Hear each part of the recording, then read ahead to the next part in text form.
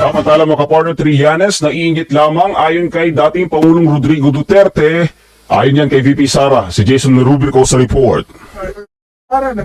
Ibinahagi mismo ni Vice President Sara Duterte sa isang interview ni Alvin and Tourism sa kanya ang naging usapan nila ng kanyang ama na si dating Pangulong Rodrigo Duterte kaugnay kay Sonny Trillanes na umano'y walang humpay ang pag-atake sa pamilya Duterte.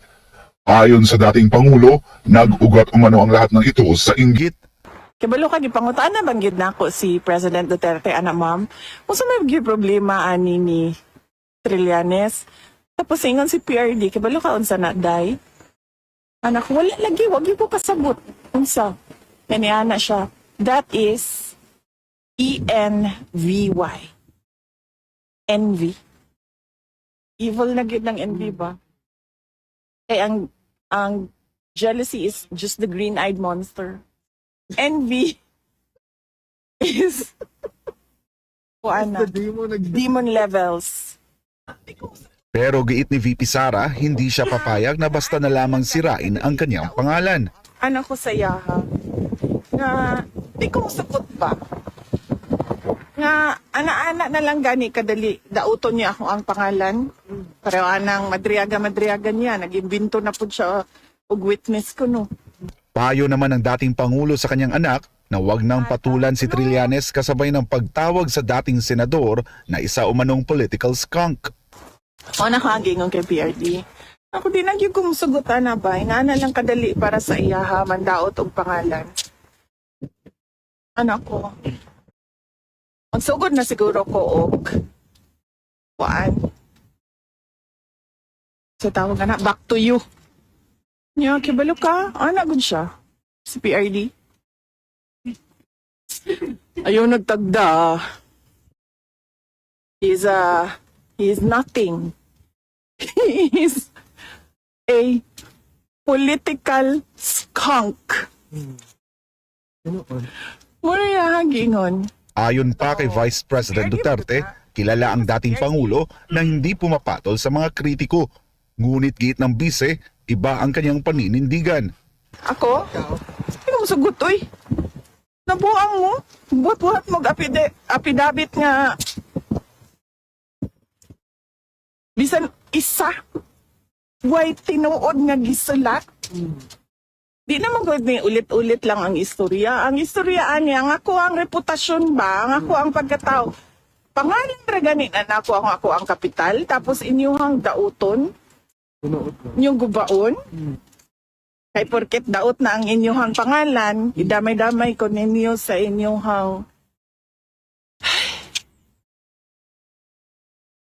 Para sa Diyos at sa Pilipinas kong mahal, ako si Jason. Included in your impeachment complaint is the alleged ordering and enabling of the kidnapping and surrender of former President Rodrigo Duterte to the International Criminal Court. Yes. What evidence would you present here? Oh, there are public documents, and in fact, the better characterization is that there's an absence on the part of government and a particular operative act that they could have resorted to. Let me explain that. Now, it was arguable at first whether the International Criminal Court had a standing warrant against former President Duterte, but by March 11, if memory serves, last year, the warrant was already made public. And here's the surprising thing: the following day, he was already whisked away to The Hague. Now, what I'm trying to say is that on the assumption that that warrant is valid, let's just say it's valid, it is incorrect for government to immediately enforce that ICC warrant without resorting to local processes, such as securing, for instance, a local warrant for the arrest of former President Duterte. I'll tell you this, you don't even have to take my word for it. Even if I had a civil case filed in, say, the District Court of California, and I won there, and there are properties that could be enforced here in the country, I cannot just use that order and enforce it here in the country. I need, in fact, to file a complaint for enforcement of a foreign judgment. You just can't impose a foreign, in this case, an international court's order or a warrant, just like that without resorting to our local courts, which are still fully functioning. So it's more a case of that inaction. Now, what makes it impeachable, Gretchen, is that the mandate of the president is to ensure that the laws are faithfully executed.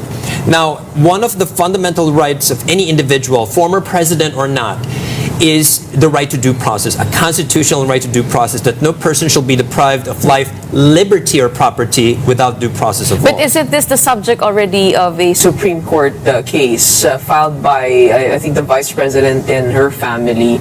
Kumbaga parang wala pang desisyon doon yung Korte Suprema. And so, we're not gonna get an answer on this. I know, that's a long debate. There is a parallelism to that. Because some critics are, well, some learned individuals in the community are saying that this might be akin to an extradition. It's not exactly extradition, because an extradition